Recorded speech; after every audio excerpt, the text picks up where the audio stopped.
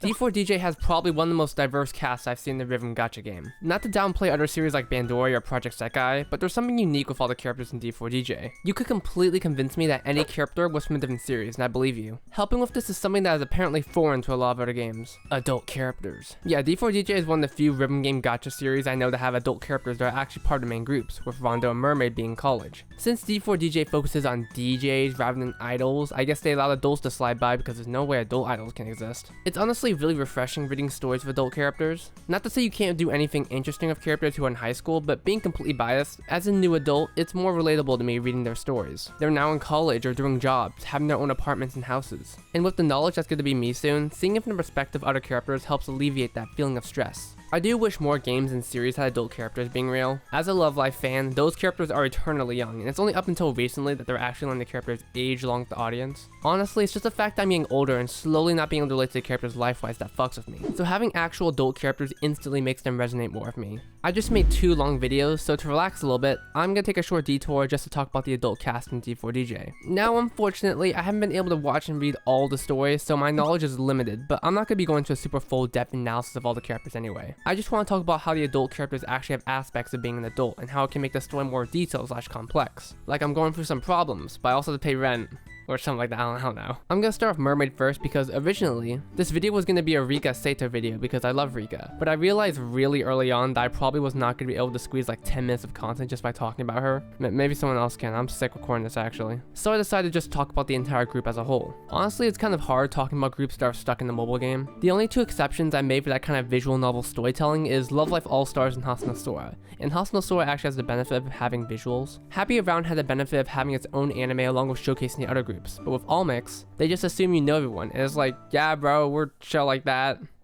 I think. They do a pretty good job at establishing the characters even if you don't know their origin though. The cast of Mermaid all manage a club named Club Lagoon, but it wasn't like that originally. The journey towards them is a whole story on its own, and it's one filled with the responsibilities of adulthood, such as, spending your money wisely.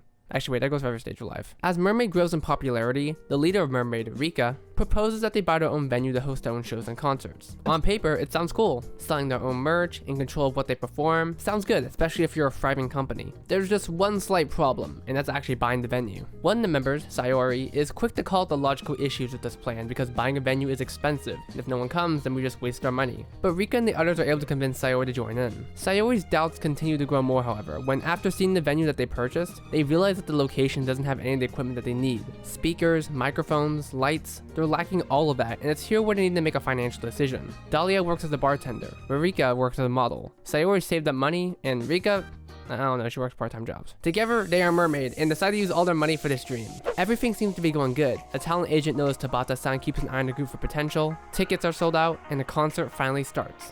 And it all goes to shit. The entire place breaks apart, the water starts leaking, and everyone needs to evacuate. Their club is banned, they lost all the money on the equipment lost, and also to pay for damages, and Rika has to go to multiple meetings to apologize to everyone. Now, luckily via connections, they're able to escape by and set up their new base of operations, but I've always enjoyed the kind of stories you're able to tell with the adult setting. Setting something up and having it fail is not a new story element in any way, shape, or form. Using the Love Life comparison once more because that's the only starting point I have, there are multiple points where an event is staged and it absolutely flops. And in terms of stakes, it's like, damn, we fucked up, that's gonna leave a mark for us mentally and emotionally, especially together as a team. The same thing applies here, but with an extra layer of being fucked, because that's income right there. Now I doubt all a Mermaid is in the red in terms of their housing situation, but we can clearly see that this was something they sacrificed a lot for. Using your savings is not something to take lightly. If I have to do a Phoenix Fight battle just to decide whether to get a 2TB SSD to record more videos while making sure my savings are enough in the scenario I get financially fucked, then I can only imagine how it was for the cast of Mermaid. Dahlia even admits that our savings was for overseas dancing, but for the sake of Mermaid, it must be done.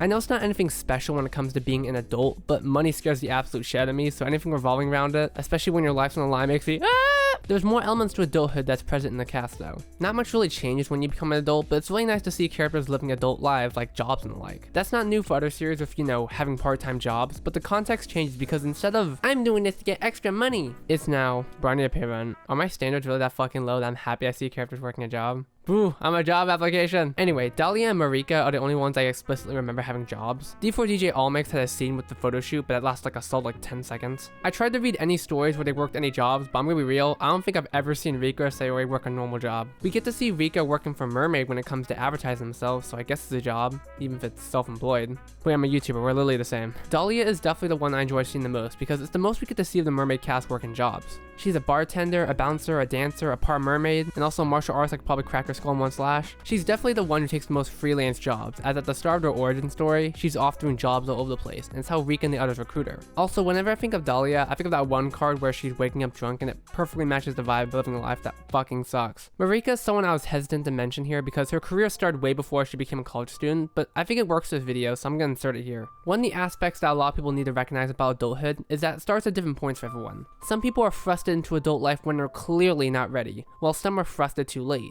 In the case of Marika, she's someone who got rushed into it. Marika's mother owns a talent agency, and when Marika was in high school, she was signed on to it, causing a drift in her classmates due to her hectic schedule. Missing classes, unable to hang out with her friends, and the fact she was actually famous due to it made the teachers be more lenient on her, further pushing her away from her peers. Was she making bank? Probably, unless her parents scammed her. Was she popular? Oh, yes she was. It's even represented in one of her cards, with the model/idol version of her being brightly shown compared to the actual Marika, who could easily blend to the background. I'm not gonna pretend the first 18 years of your life are the most precious in any way, but you can't deny that it is some of the most memorable before time starts passing by faster. So for Marika to have a part of that stripped from her due to jumpstarting her career, you can feel for her. Switching it to me because I use this channel just to vent, there was a time when I really tried to rush through adult life, but I realized how quickly unprepared I was. I grew up already doing freelance jobs and the like when I was younger, and along with having depression, it stripped a large amount of my teenage years that I don't think I'll ever get back. I thought that since I already had the experience of jobs and the like, I'd be able to slide right back in like nothing happened. But the years I missed hit me like a brick, and now I'm living one day at a time now. It's why this video was partially made as well, because I'm trying to have a clean slate regarding adulthood, and yeah, using D4DJ as an example is something. Only positive thing is that Rika's awesome. Reading Mermaid stories made me realize how cool Rika is. When I first started up D4DJ, I did a quiz that made you choose a character, and I got Rika. And hey, I love extrovert characters that help others with the aura. Seeing Marika be more open because of Rika just being Rika is my favorite aspect of her. And while I regret that I wasn't able to make a full solo Rika video,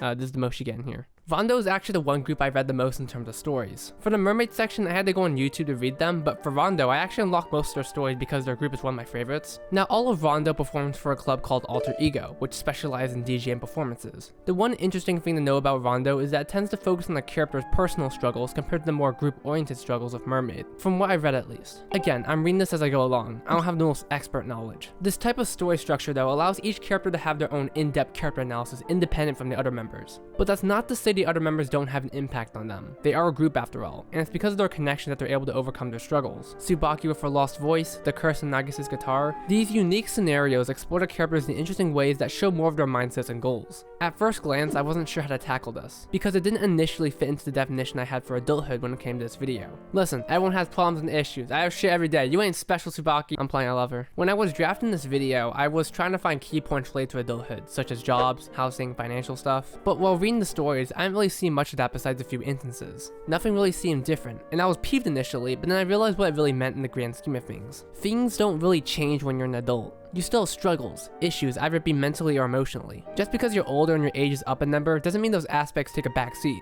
D4DJ is a character-driven story, and a part of me recognizes that this series appeals to everyone, including people who aren't adults, people who don't work, people who don't have that many responsibilities yet. Going down this route helps make it more accessible for everyone, especially when it comes to character studies. I think of other games such as Project Sekai that are also heavily character-driven. No matter if you're an adult or not, you'll most likely relate to one of the many characters in this series. I'm an adult, but I still relate heavily to Ina with her insecurities regarding art, and that level of relatability-ness expands to the entire cast of characters. The same thing applies for D4DJ, but I guess for me it hits a little more knowing that they're adults. I've always felt like I hit adulthood a little too late, like I'm almost 20, but I don't feel like I'm 20 yet. I still feel like a kid, and I'm caught in either trying to rush it or take my time. I've looked at both my friends and shows to try to capture the idea of what adults are like, because I clearly have no idea what I'm doing. Reading the stories of D4DJ made me realize that things don't really change. I'm gonna have problems no matter what, even as an adult, and being frank, that sucks ass and makes me not want to see 2026. But looking at characters such as Tsubaki does give me the hope that you're still allowed to grow even in your adult years. Nothing's finalized, and nothing will be even as you get older. We get traces of it in Rondo's story, where another group that used to perform at Alter Ego suddenly disbanded and left on supposedly bad terms, and they're adults. I'm not trying to say adults should be these perfect characters with no faults, but when you're going through a transitional phase like me, it's nice to have role models or characters that you can relate to. And I'm just saying this for the record, I obviously watch shows that have adults in them and the like, this isn't something new for me,